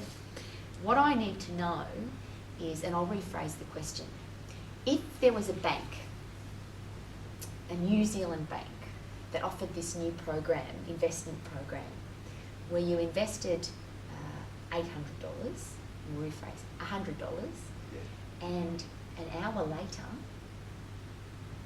you got $200 back. So they invested your money for 1 hour, Yeah. and 1 hour later, you had doubled your money. Yeah. Would you be interested in that investment program at the bank? Yes. Why? Because you're making money back. Yeah. So when you invest $800 in me, which is going to put you on stage in your swimmers in 8 weeks' time, but you feel like you've got $1,600 worth of value. Yeah. First of all, will you have any challenge then investing the $800? Nope. And when you're standing on stage feeling amazing, to Yeah. quote you, Yeah. amazing, Adam, and you felt like you invested $800, but you really invested $1,600, or the return on your investment was $1,600, what do I have to do to make sure that you feel that way?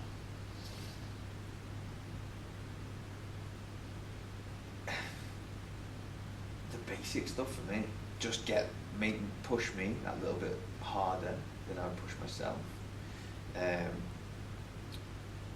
the basic, like on time, you're always on time and all that. So that's one of the things that's annoyed you before, is it? That people haven't been on time? Possibly, yeah. Mhm. My old training partner, years ago, sometimes, yeah, a little bit late, a little bit lazy, yeah. So that would be unprofessional. Yeah, it would, yeah. Okay, so that's one of the things that would be annoying. Yeah, yeah, yeah. Now here's my promise, if I'm ever late, you don't invest $100, I train you for nothing. Okay. Because that's my challenge, if I'm late. Now, I'm a professional, I'm not late, but if I ever am a flat tire or whatever, Yeah. you don't pay for that session. That's really important, okay? Yeah. That's good. Mhm. That's nice of you. So, on time, Yeah, and just, make sure you do the extra repetition. yeah, just push me Mhm. to the limit. Mhm. So when you That's all walk I out ask. of a session, you'll say to yourself, I invested $100, but I feel like I got $200 worth Yeah. of value. Yeah. How will you feel? Describe the feeling for me. Tired, but not exhausted. So, a massive endorphin rush. I'm on a high, but feel like I couldn't have done any more in the specific training regime. Yeah, just to walk out of here feeling like I couldn't have done it anymore, just to make sure I'm thrashed. Thrashed. Yeah. We'll write that down. The word is Yeah. thrashed. It's got the word, isn't it? Okay, so we're going to wrap all of that up. Okay. Short-term goal is 8-week body shaping physique competition. Long-term goal is 55, 80, 100, Yeah. looking exactly the same way you do now, Yeah. enjoying your food, Yeah. so that you have a lifestyle that you really enjoy, but you still have a physique that you're really proud of, and it inspires other people. Sounds like a good summer. Sounds good. Yeah. From a food point of view, you just want a little bit of help on how we can tweak the body fat for the next 8 weeks, Yeah. but how you can really enjoy eating long term without feeling guilty and Yeah. enjoying food all the time. Yeah. Medical challenges, we've got a shoulder and a back, Yeah. and we've got nothing internal that we know of, but we're going to find out from your parents, and I've got some questions that you have to answer on your form before we train. Yeah. From a sporting point of view, you are the legend of all time. You're the football hero of Liverpool. You've run 3 marathons, climbed Kilimanjaro. You're going to do a half Ironman in the next couple of years, Yeah. but most importantly right now it's 8 weeks in the Blues Yeah. Speedos. Yeah. Does that wrap up everything pretty Yeah. carefully? Sounds good. Okay, you're ready to train. Oh yeah. All right, I'm going to change, so I'm ready to train you. Okay. We've been sitting for a long time, so you would need a bathroom break, you need some water to drink. Yeah, thank and, you. then we're going to train. Okay. Awesome. So very shortly. Cheers. So we've just had a chat about this pair, Yeah. which is dodgy, Yeah. because there should be 2 if it's a pair. And this is called a pair, but there's only one. Yeah. That's my thought for today. Just taking you through what we've been through. Thank you so much for sharing so much about yourself. Apart from the fact that Adam is an absolute legend in as far as everything is eating, his exercise, his past exercise history, everything. I just want to take you through point by point what we went through with Adam so you understand what we've done. We've used the magical W questions, which you understand. Yep. So we looked at what is his goals. We looked at what his eating plan is. We looked at what medical challenges or injuries he's had, and also what his sporting history is. And we've been through the full set of W questions on each one of those. So what do you want? Why do you want it? Where do you want it? When do you want it? How will you feel if you do? How will you feel if you don't? What do you want me to do as a fitness professional to help you? What are you prepared to do? What barriers have held you back in the past? And we covered that in all 4 areas. Then did you notice that as we were going through, or did you just feel really comfortable having a chat? Felt really comfortable. And that's the point. It's really important that when you take somebody through these really special questions, it doesn't feel like an interrogation. It's just got to feel like 2 people having a chat. Please notice at the end what we did though is we wrapped it all up and I paraphrased back everything that you'd shared with me, with the important part being, did Rowie listen to what Adam had to say? Yeah. And how did you know that? You mentioned things specifically. Mm-hmm. The way you mentioned my friend's name, Mm-hmm. disabled friend's name was very... Defabled. See, we got it. Yeah, obviously remembered that. Mm-hmm. All my sporting achievements, Mm-hmm. you remembered those as well, which made me feel good. Mm-hmm. And how do you think you would do that? How do you think that you remember those things? What do you think? How do you do that? What do you think the skill is there? Well, obviously you've got no pen or paper to write anything down, Mm-hmm. so you just have to take a mental note. Why do you think I didn't have a pen and paper? Look a little bit unprofessional, and if you have to write it down, it means, I don't know, it's not registering. Mm-hmm. So I think you did that by just taking a mental note on it. This is important feed forward for me. Yeah. Did you feel like I was genuinely interested in what you had to say? Absolutely. Which I was. Yeah. So if I'm genuinely interested in what you've got to say, will I remember? Yes. Uh-huh. How many times have you heard people say, and you might have said it yourself, I want to become a personal trainer because I want to help people. You've said that to me. Yeah. But if you really want to help people, how can you help them if you don't ask them questions? You can't. You can't. And then if you don't listen to the answers and remember the answers, how can you help them? You can't. So if you really want to help people, what will you do? Remember. Mm-hmm. Because you are generally interested. And that's what's really important. So thank you again for sharing. Most importantly, make sure that you're doing this for the right reasons. If you want to become a fitness professional, please do it because you care about people and you really want to help them achieve their goals. And I can't wait to be seeing you on stage in 8 weeks' time. It's going to be awesome. Good. And I am by far the best person to have in the crowd because I'm the noisiest and the most passionate and the most... I love it. So I'll be front row. Yay! Let's do it. Very good. And why is this dodgy again? It's not a pair. That's correct. Okay, so there was 3 things that we looked at from a are you a healthy point of view, and the first one was your Heart rate. resting heart rate. So we're going to find should be thumping really excitedly, so it might not be resting. No, not really. No? Nice, and obviously the man's fit. Okay.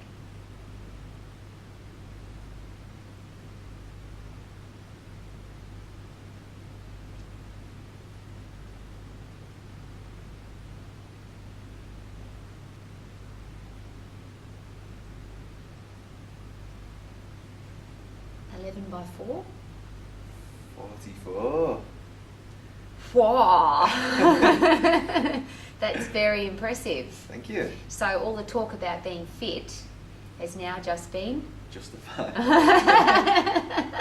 very, very impressive. Do you take your resting heart rate on a regular basis? No. Would it be a good idea? Yeah. Mm-hmm.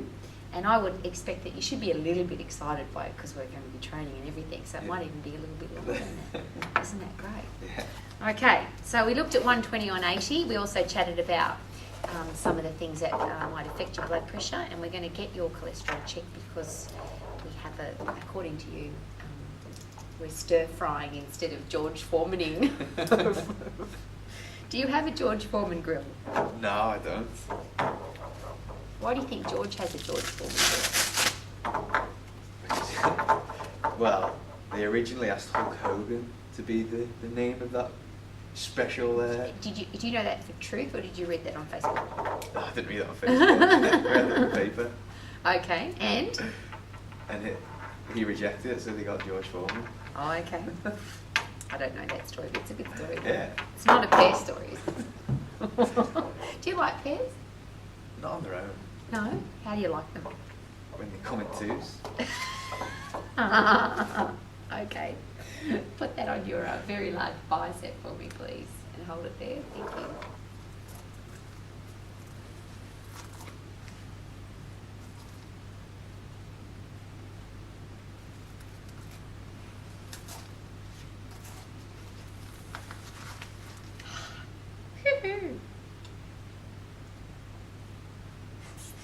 So very important. There we go.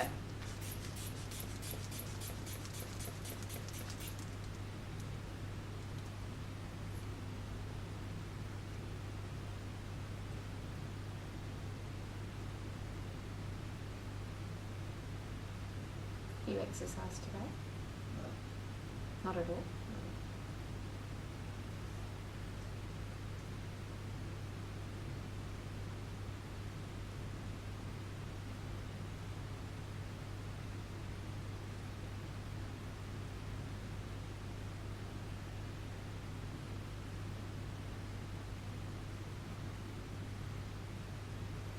Okay, we stopped at 85.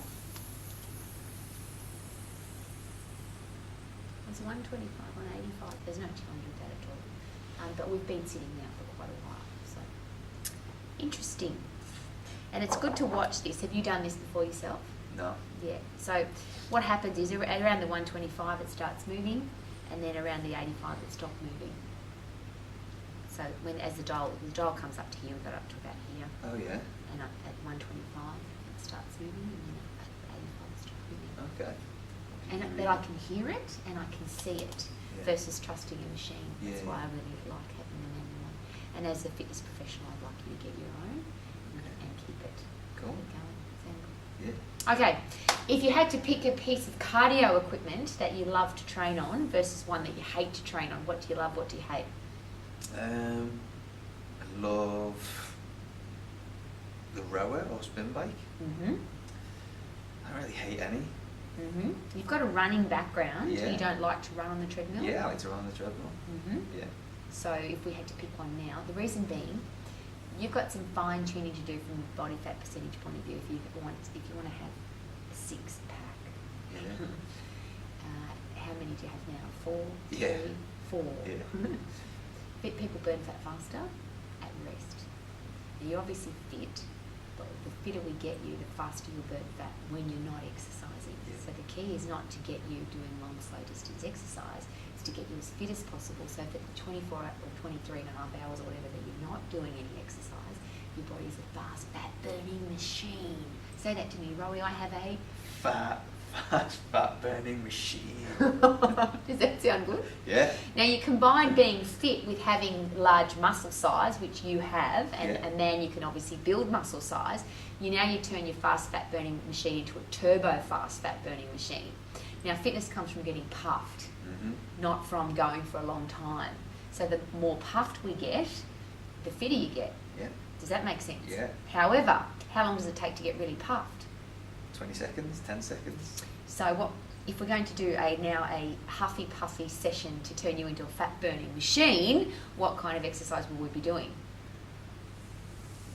Oh, what kind of cardio? Whatever you pick. Oh, cardio. yeah, rower. So Rower. we're going to do the rower, Yeah. and how are we going to do that, do you think? Just as fast as I can. Yeah? Yeah. And then when you can't go anymore? You remember how you felt at Kilimanjaro? Yeah. Do you want to feel like that? Yeah. That sounds a little odd. Yeah. No, not like that, but Okay, so should we do the rower? yeah. All right, so we're going to get on the rower, we're going to do a bit of a warm-up, Okay. and then you're going to go as hard as you can for as long as you can, and when you can't go any further, then we'll have a small slight rest. Okay. Get your breath back and go again. Okay. Sound good? Yeah. Ready? Let's Yeah. go. Water, towel, Thank you. action, let's go.